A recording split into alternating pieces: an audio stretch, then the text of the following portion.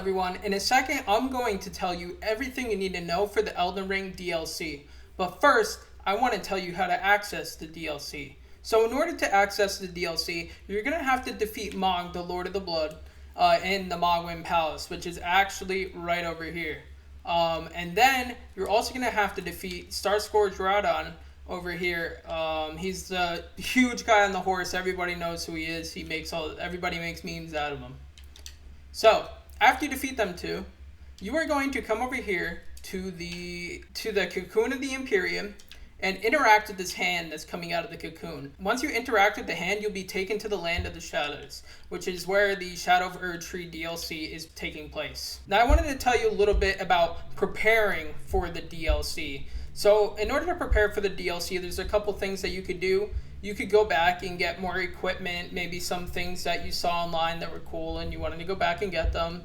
You could go back and level up skills or level up your equipment even with smithing stones and such. You could also level up your character. But I wanted to tell you one of the things that are important, and that was actually getting the bell bearings to get those smithing stones. Now, there's a couple locations where you could get these bell bearings. You can look up the guide online or maybe just a map or something on Google. But like, for example, at this Ainsley River well, there's a boss you can defeat and they'll drop one of the bell bearings. And it's what it does is it allows you to unlock smithing stones so then you could buy them. So then you don't have to go around and look for all of them. Now, it doesn't give you the highest level smithing stones, but it does give you all the way up to the highest level. So it'll give you 1 through 9 for the somber and then 1 through 24 for the normal smithing stones. You can also catch up on things like the lore. You could maybe start a new game plus.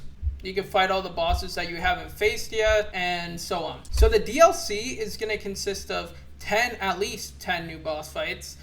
There's going to be 8 new weapon categories, which means that there's going to be more weapons, there's going to be more equipment, and more skills. So you really want to make sure to get on those bell bearings and get as many somber smithing stones, regular smithing stones. You want to get the ghost glove bearings as well to get those smithing stones. Now, we are told that it's going to be a pretty late game difficulty, just meaning that it's going to be pretty hard and you should be later in the game in order to be in the DLC.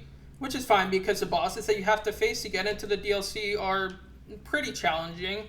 Mog more than Starscourge Radon, but I digress. So I would recommend being anywhere from like maybe level 120. That'll probably be a little bit more comfortable to anywhere up to a level 150. Which means that you might want to farm some runes from some enemies if you have a good place to farm them. Also, you're going to get these things called Erdtree fragments. And when you get those, you're going to be able to come to a site of grace, and then you're going to be able to level up your Erdtree blessing. And that blessing is going to help you throughout the DLC. And what it does is it increases the amount of damage you do to enemies, and it decreases the amount of damage the enemies do to you. This mechanic is only going to take place in the DLC, so only in the Land of the Shadows. So when you come back to the normal, area, you are not going to have those blessings, so you're going to be where you were before the DLC.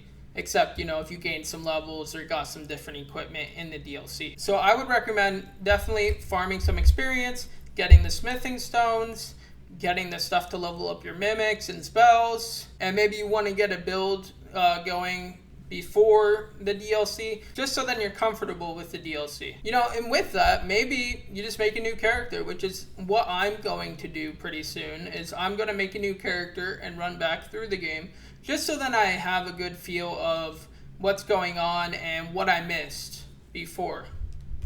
And maybe not even what I missed, but maybe just, work on my skills and everything like that, my dodge mechanic. I forgot about some other items that you're going to want to collect. You're going to want to collect the golden seeds and the sacred tears to level up your flask of crimson tears and your cerulean tears, just to make sure that you have the highest level potions. You're also going to want to go and collect all the good talismans around. They vastly increase the amount of damage that you do, and they also give some stats, and like I have one that reduces spell casting time here.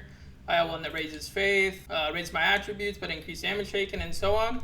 I love the Erdtree's favor because increasing your maximum HP and stamina and equip load, that's literally everything that you're going to need. So there's no point in not having it. Some of the other good ones is the Great Jar's Arsenal, which greatly increases your equip load. There's the Cerulean Dagger, which restores HP or FP upon critical hits. There's the Spirit's Horn, which will restore either HP or FP upon defeating an enemy. And you also want to make sure to get all your summons too. So like with the spells that you're collecting, make sure to collect all the different types of summons. But everybody's favorite summon is the Mimic. You're also going to want to make sure to collect all your rune arcs as well. That's going to help you a lot. And I forgot while I was talking about the other bell bearings, you're going to want to get the Medicine Peddler's bell bearing.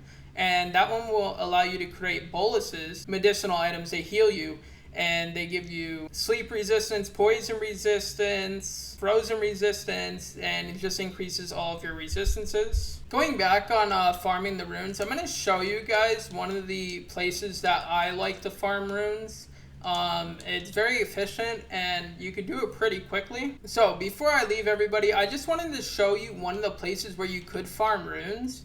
This is one of my favorite places to farm runes just because it's pretty quick. And it's going to be in the Palace of Magwin. I don't know why the map is doing that. That's a little weird. But you come around and these guys kind of just lay here until you attack them. And you can kill them pretty easily. This character isn't a higher level, but as you can see, they're not that difficult, except for that guy almost smoked me. And this is just one of the areas. You have to watch out for their spike attacks. But besides that, they're fairly simple to defeat. And most of them give 2,044 runes, but then you'll see ones with glowy eyes, like this guy laying down over here. And he has, let's see. And he has 10,000 runes. So if you happen to get a bunch of those in one of your runs, then you'll get a lot of runes. So with that, I just wanted to remind you guys that I'm a growing content creator.